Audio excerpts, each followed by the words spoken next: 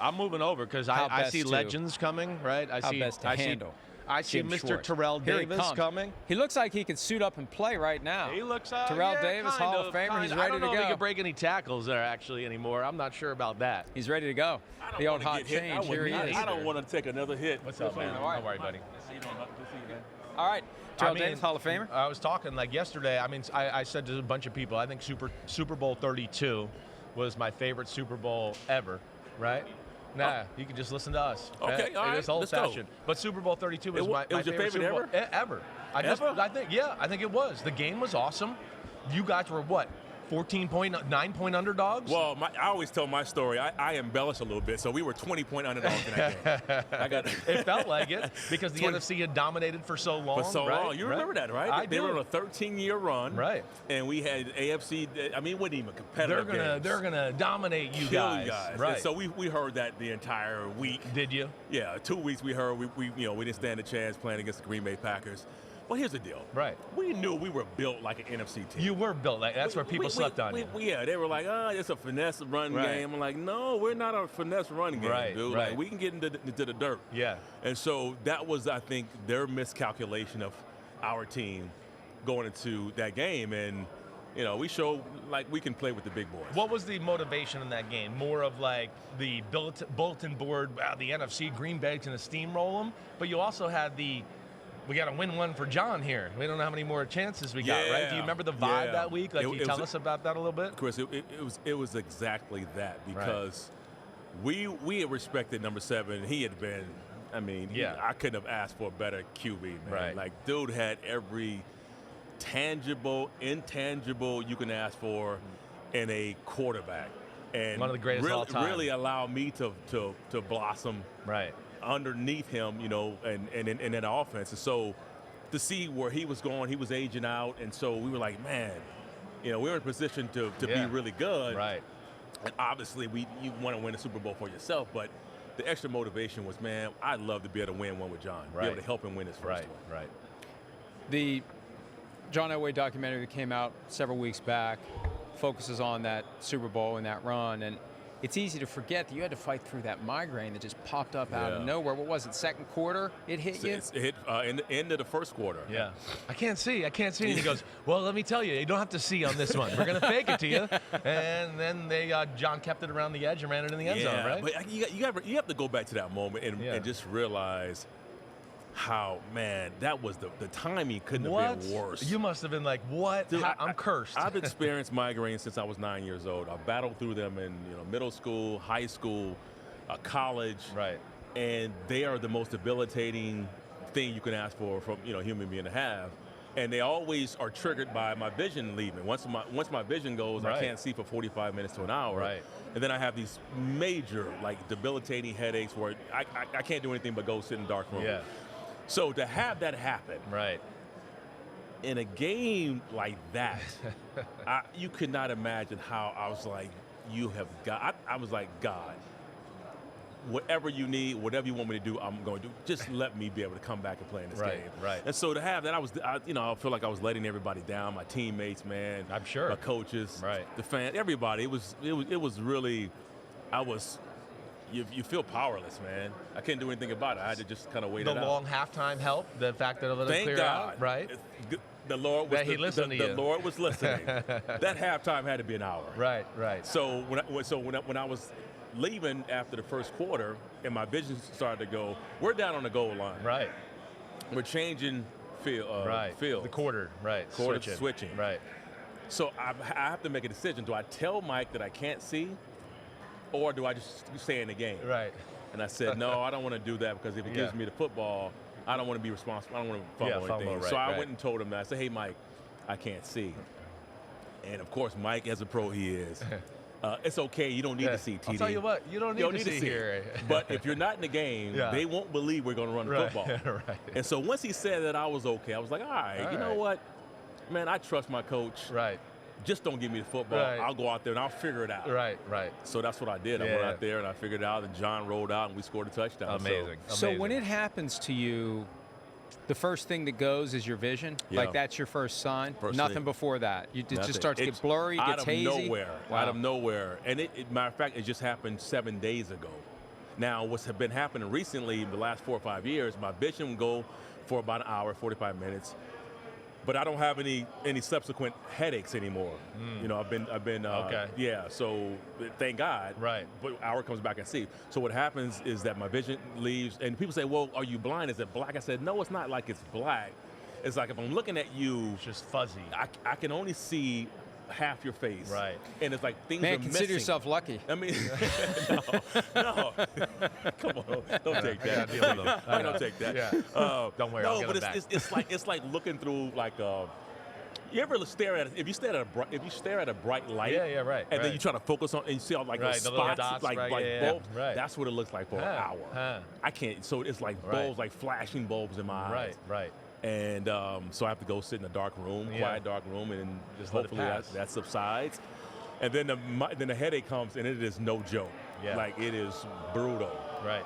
And I'm sensitive to everything, where the smell, lights, sounds, It all everything is affects intensified. Right. And so then I know when it's breaking when I start vomiting. So I'll Right. vomit, I'm throwing up, and I do that. And once I get to that point, I know that I'm starting to get better. Right. Wow. All right, let me ask you just a broad question. You go Yeah. anywhere right now with this, really. Like, just running back, NFL right now. Like, what Yeah. about the league? Like, what's kind of your thought? Because I know Well, you've got thoughts, so let me hear it. It's changed. Right. It's changed. And change is okay. I'm Right. okay with change. Yeah. And I think that's why I hold the era I played in with running backs, Yeah. man. That was The a running back fun, era. That was a fun era where Right. you got Marshall Faulk.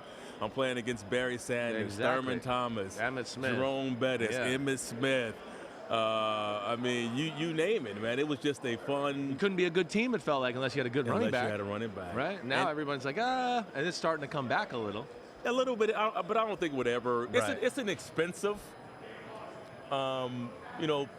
thing to have. Yeah. Because the time you have to, commit to the running game, and you can't really simulate it with live Yeah. hitting. Right. Right. Because you only have so many times you can put pads on. Yeah, right.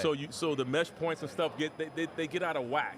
You can't walk through a running game and think No, you're you going to can't. go to a Do game. you think that helps or hurts players that they don't hit as much, like in your day? Right? I think I sometimes look at. I don't think we're conditioning the I players think the that's- same way. There's I don't know this, Yeah. but I feel like there's a certain amount of callus that you build up from hitting. Right. I think there's a lot of people in the Falling, NFL, hitting, coaches think that. Yeah, and when you don't do it, players seem to get hurt a little easier now Right. because they don't have that. Right. I mean, I had 300. I think I've carried the ball. I think it's since been broken, but I had back-to-back years where I carried the ball over 350 times Right. a year. Right. Not including preseason. Yeah. I played in the I played in preseason. You know what I mean? So Right. I loved it. I loved it, man. And maybe I'm just sick like that. Maybe my mind is just crazy like. But I love the contact. Yeah, I love banging, Yeah. man. Yeah. Well, you're crazy. That's what made you good. That's might what, be most of the good ones are crazy. Might be We hear nuts. plenty of talk about a guy who was drafted 199th overall in 2000. You were drafted 196th overall 5 years earlier. Who was Tom that? Brady. Tom Oh, Brady was Tom the guy in Brady. 2000. Tom Brady. 1995, you were 6th round, 196. 196. Why? Hey, don't ask me. Ask people who didn't draft me. How much motivation do you have from that? I didn't have motivation to like prove anybody wrong. I knew I was a good player. I knew growing up, I loved the game of football. Man, I was a football player. I wasn't a running back, and I would do whatever it took to play. My circumstances for me were when I was growing up, I became good. I became pretty good early, and it scared the hell out of me. Huh. There were expectations for me as a 12-year-old kid, Right. and I hated it. So that made you back down a I little hated bit for a it. while. Yeah, so when I quit football, I didn't play high school football until I was a junior. Wow. When I played high school football, I played as a nose guard. So I loved the game of football. Right. I just hated. I didn't want to be the guy. The guy. I hated it, man. Because you were just that one kid that nobody could stop, give him the ball, and off he goes. Dude, they gave me a nickname. My nickname was Boss Hog when I was a kid. Because I would run through. When I say I love contact, I'm the youngest of 6 boys. Right. 6 boys, youngest. You got your I got my ass butt beat all the kicked. time. I got my ass all the whooped. time. Right. So when That's why your head's like a rock. That's why I got dents in my damn head. So when I got a chance to play against kids who were my own size, Right. Oh, I was destroying them. I was killing them. Right. And Because you're used to the big brothers. So Boss Hog, and they would come to the game and they would scout our team, And so my coach would have me wear different jerseys at weigh-in, right, so that they couldn't identify what jersey I was wearing. Yeah. I mean, it was Pop Warner. That's hilarious. Eventually, you'll find out who I am. Yeah, right. But having that success early scared the hell out of me, man. I was like, I don't want it. So I tried to muffle it a little bit. And then I got to a point where I couldn't control it because I wanted to come back and play as a running back in high school. Yeah. But we already had 4 running backs on the roster they were track guys. I couldn't run track. Yeah. So I ended up playing fullback and nose guard. Gotcha. My story's crazy. And then I don't get recruited to any major colleges. Right. I have to walk on to college. Right. I walk on to Long Beach State. Okay. As I'm at Long Beach State, George Allen is the head coach there, comes out of retirement, coaches that team. I'm the scout team running back for his beloved. He loved defense. Right. So I'm on scout team, and I'm giving seniors, and I'm giving them the business in practice. Right. Killing them. Right. Again. So George Allen is like, what? Okay, yeah, we're gonna take you off, take you off red shirt and play you. My other coaches told him not to. Long story short, George Allen passes away that year. We hit him with the Gatorade shower. He dies of pneumonia. Holy sh! The year after that, I come back. I work my way up from being on the bottom of the depth charts. I beat out seniors and juniors. I'm starting as a freshman at Long Beach State. Right. For Willie Brown, who was our head coach. He was our defensive back coach before that. Yeah. Man, 2 years, go through that season, I severely sprained both of my ankles, so basically break my ankles that year. Right. Only playing 5 games. Right. They closed the program down after after that year. Right. I'm telling you, man, it's wild. Yeah. I'm telling you, like, I ain't supposed to be here. Yeah. So I'm at Long Beach State, no football program. I got 250 yards worth of tape to send out to other schools to go on my recruiting visit. And then I get a call from out of nowhere from the University of Georgia. I don't know where the hell it came from. And Georgia wants to bring me out. They haven't seen me play whatsoever. They bringing me out on a recruiting visit, and I go to Georgia, and I'm like, man, it is incredible. Like, I ain't never seen anything like it. Right. I decided to sign. They offered me a scholarship. I signed there at Georgia. And once again, I'm in a position where I worked my way up from 7th on the depth chart to 2nd behind Garrison Hurst. Yeah, I was going to say, you were Garrison Hurst that year. Right. He was real. Yeah. Garrison leaves a year after that. Right. And now I'm back to, remember I said I didn't want to be the guy. Yeah. I'm back to being the guy again. Yeah. And that's what happened at Georgia, was where I was struggling with letting go of the expectations and just trying to play football. Yeah. I was trying to balance that out, and I couldn't do it. Right. Until football almost got away from me. That's amazing. We keep awesome going all story. day, but they tell us we got to let you go. Give us a real quick understanding of the other TD. Yeah, the other TD is called tardive dyskinesia. Have you heard of tardive dyskinesia? I have, but I don't know if I know what it is really. Yeah, so what it is, it's a chronic movement disorder that is caused by taking certain prescription mental health medications. Right. And it impacts, your where you have like arthritis repetitive. And you have repetitive and uncontrollable movements, and it's going to be in your face, your hands, your feet, your torso.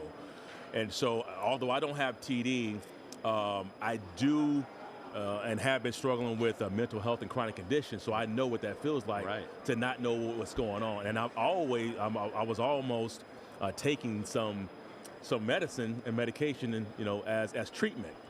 And so I want to just let people know out there, if you are experiencing any of those symptoms, that please visit theothertd.com or talk to your healthcare provider. Okay, I like that, theothertd.com. Right. Yeah. I mean, that's when you know you're the man, is when there's just another.